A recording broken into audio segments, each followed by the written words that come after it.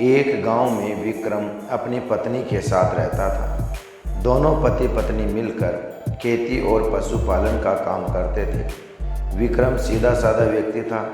वह अपने बैल लेकर खेतों पर जाने के लिए तैयार हुआ, लेकिन तभी उसकी पत्नी ग्यारसी बोली, आप आज भी खेत पर जा रहे हो? विक्रम ने कहा, आज खेत पर बहुत काम है, तुम ऐसे क्यों टोक रही हो? ग्यारसी बोली, पड़ोस के गांव में आज पशुओं का मेला लगा है, आपको वहां जाना था ना? आप बोल रहे थे कि एक बैलों की जोड़ी और लेनी है। विक्रम ने कहा, अरे हाँ, मैं तो भूल ही गया था, मुझे बैलों की नई जोड़ी लेनी है। मेरी जान, तुम याद ना दिलाओ तो आधे काम में भूल ही जाऊं। ग्यारसी बोली, तो अब देर मत कीजिए, चलिए जाइए, मैं यहाँ का सारा काम संभाल लूँगी। विक्रम बोला, ठीक है, मैं अभी जाता हूँ। विक्रम पड़ोस के गांव के मेले में गया। उसने 2 बैलों की एक सुंदर जोड़ी खरीदी। विक्रम को बाजार में शाम हो गई। विक्रम बैलों को लेकर अपने गांव की तरफ चलने लगा। तभी रास्ते में उसे 2 व्यक्ति बालू और कालू मिले। बालू बोला, वाह वाह, बहुत अच्छे।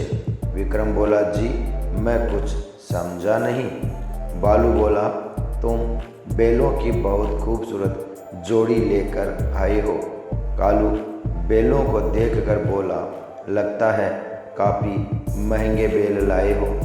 बालू बोला, काफ़ी समझदार भी लगते हो। कालू ने कहा, नहीं, ज़्यादा महंगे खरीद लिए हैं, इसलिए समझदार नहीं है। विक्रम ने कहा, भाइयों, मुझे घर जाना है, मुझे देर हो रही है, रास्ता छोड़ो मेरा। बालू बोला, अरे भैया, तुम तो बुरा मान गए हो, अगर समझदार हो तो साबित करो। विक्रम बोला, जाने दो मेरे बाप, मैं बेवकूफ़ ही अच्छा हूँ। कालू बोला, हाँ भाई, जाने दो इसे, वैसे भी चौमू में बेवकूफ़ भरे पड़े हैं। विक्रम मन में बोला, साले मेरे गांव को गंवार समझते हैं। विक्रम ने कहा, हाँ बोलो, क्या बोल रहे हो तुम लोग? बेवकूफ़ नज़र आते हैं तुमको क्या हम? बालू बोला, भैया गुस्सा क्यों हो रहे हो?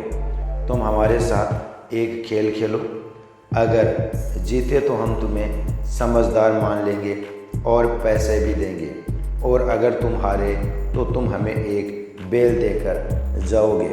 विक्रम बोला, मैं समझदार ही हूँ, मैं खेल में जीत जाऊँगा। बालू बोला, ठीक है, तो फिर देखते हैं। बालू ने 2 पर्चियों पर कुछ लिखा और दोनों पक्षों को अपने हाथों में पकड़ लिया। उधर विक्रम भी जोश जोश में उन दोनों की बातों में आ गया।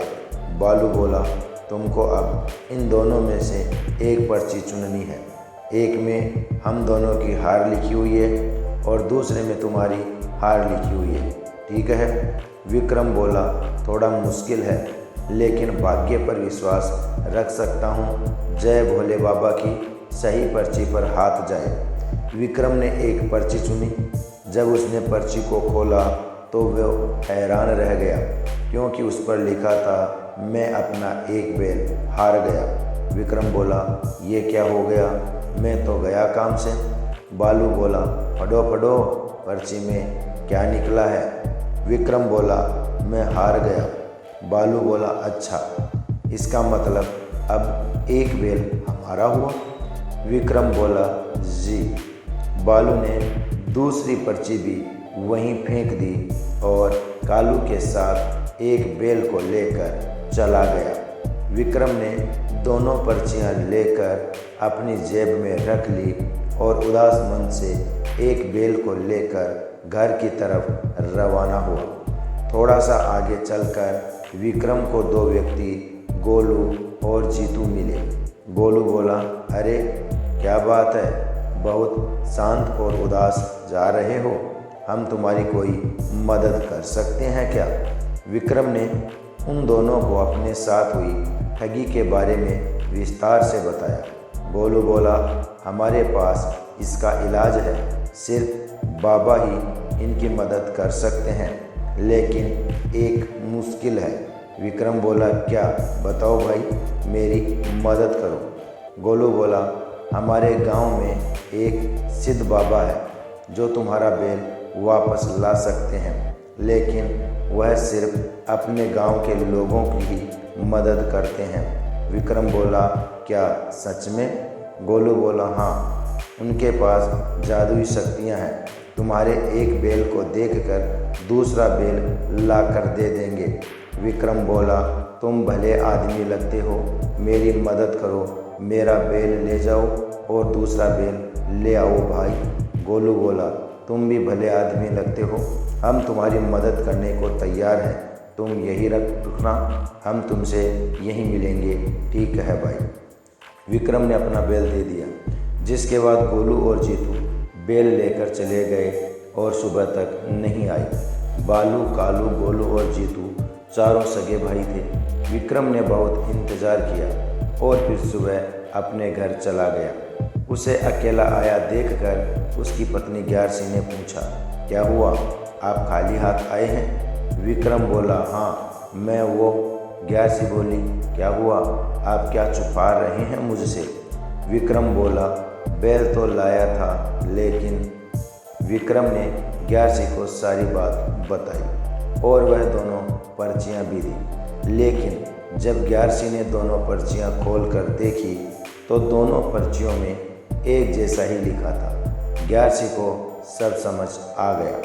ग्यारसी बोली, वो चारों ठग थे, उन्होंने आपको लूट लिया है। विक्रम बोला, अब क्या कर सकते हैं? ग्यारसी बोली, मेरे पास एक उपाय है। ग्यारसी ने विक्रम को एक उपाय बताया। विक्रम बोला, हाँ यह ठीक है, मैं कल ऐसा ही करूँगा। अगले दिन विक्रम ने चूड़ी बेचने वाले मणिहार का भेष बनाया और आसपास के गांव में उन ठगों को ढूंढने निकला। विक्रम को सुबह से दोपहर हो गई, तभी उसे एक घर के सामने दो बैल बंधे हुए दिखे। विक्रम ने सोचा, यह बैल तो मेरे हैं, यह घर जरूर उन ठगों का है, आज इनको नहीं छोड़ूंगा, मैं इनको सबक सिखा कर ही रहूँगा। विक्रम उस घर के पास आवाज़ लगाने लगा। बालू बाहर आया और बोला, हमें चूड़ियों की कोई ज़रूरत नहीं है भाई, आज घर में कोई नहीं है, चलो जाओ यहाँ से। विक्रम बोला, कोई नहीं भैया, आज तुम ही चूड़ी खरीद लो। बालू ने कहा, तुमको बोला है ना, घर में आज कोई भी महिला नहीं है। विक्रम ने कहा, अच्छा तो आज वो खेल ही खेल लीजिए जो कल रात को खेला था। विक्रम अपने असली रूप में आ गया और उसने बालू को बहुत पीटा। बालू बोला, अरे मत मारो भाई, गलती हो गई, अरे छोड़ दो। बालू अपनी टांगों से चल भी नहीं पा रहा था। विक्रम ने मौके का फ़ायदा उठाया और अपने बेल लेकर चला गया। बालू के तीनों छोटे भाई शाम को घर आए। कालू बोला, भैया को क्या हुआ? बालू बोला, वही व्यक्ति आया था जिसके हमने बेल ठगे थे, आई बहुत मारा है उसने मुझे, वह अपने बेल भी ले गया। अब तुम जल्दी से जाकर वैद्य को बुलाओ, नहीं तो मैं तो गया काम से। गोलू बोला, आप फिक्र ना करें भैया, ठीक है, हम भी जा रहे हैं। तीनों भाई वैद्य को लेने चले गए, लेकिन गांव के चौराहे पर ही वैद्य मिल गए। वैद्य बोले, कहाँ भागे जा रहे हो, कुछ जल्दी में प्रतीत होते हो। कालू बोला, अरे हम किसी वैद्य को ढूंढ रहे हैं, हमारे भाई की पिटाई हुई है, उनकी हालत बहुत ख़राब है। वैद्य बोला, अरे राम राम, किसने पिटाई की तुम्हारे भाई की, आप बताओ ज़रा, हम है वैद्य, हम ठीक करेंगे आपके भाई को। गोलू बोला, अरे तो जल्दी चलिए। वैद्य बोला, हाँ चलो भाई, अभी तुम्हारे भाई की तकलीफ़ बढ़ाते हैं। जीतू बोला, अरे क्या बोला आपने? वैद्य बोला, बेटा मैंने कहा अभी तुम्हारे भाई की तकलीफ़ भगाते हैं। वैद्य जो ठहरे, हमारा काम तकलीफ़ भगाने का ही तो है। जीतू बोला, ठीक है जल्दी चलो। अब तीनों भाई वैद्य को घर ले आए। वैद्य बोला, अरे किसका इलाज करना है, मुझे यहाँ कोई दिख ही नहीं रहा। कालू बोला, वैद्य जी नीचे देखो, ये हमारे भैया है और इनको चोट लगी है। वैद्य बोला, बहुत गहरे घाव दे गया कमबख्त, लेकिन एक समस्या है, मेरी औषधि ख़त्म हो गई है। मैं तुम लोगों को औषधि बता देता हूँ, पास के जंगल से ले आओ। वैद्य जी ने तीनों भाइयों को जंगल में औषधि लेने के लिए भेज दिया और फिर अपने असली रूप में आ गए। वैद्य जी का असली रूप देखकर बालू के तो होश ही उड़ गए, क्योंकि विक्रम ही भेष बदल कर आया था। बालू बोला, तू यहाँ फिर से आ गया? विक्रम बोला, हाँ, शायद अभी कुछ और हिसाब बाकी है।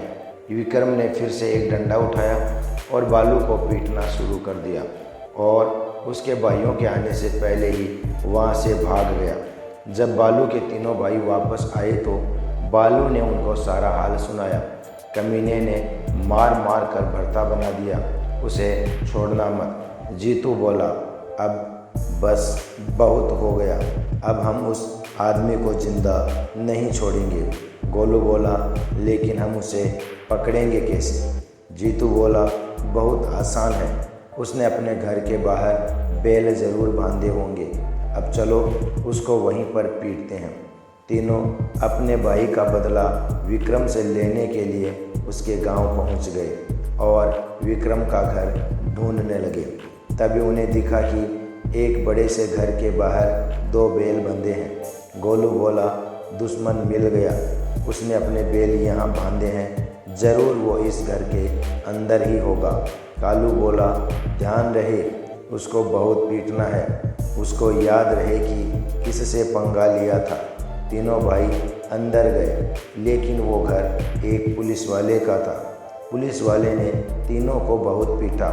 तीनों वहाँ से जान बचाकर किसी तरह भाग गए। पुलिस वाले के घर के बाहर विक्रम भी खड़ा था।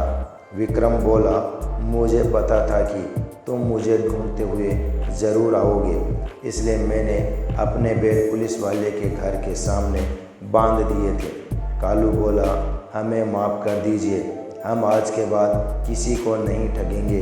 गोलू बोला, तुम तो सच में अक्लमंद हो, हमने तो सोचा था कि तुम्हें बहुत अच्छा बुद्धू बनाया, लेकिन तुमने हमें अच्छा सबक सिखाया है। विक्रम बोला, मेहनत से काम करो, जिससे तुम्हारे साथ साथ दूसरों की ज़िंदगी भी आसान हो जाए। अगर किसी को ठगोगे तो तुम्हें मेरे जैसा कब कोई मिल जाए क्या पता। चलो जी, अब मैं चलता हूँ, राम राम। विक्रम अपने बैल लेकर चला गया। दोस्तों, वीडियो पसंद आया हो तो लाइक और शेयर ज़रूर कर देना।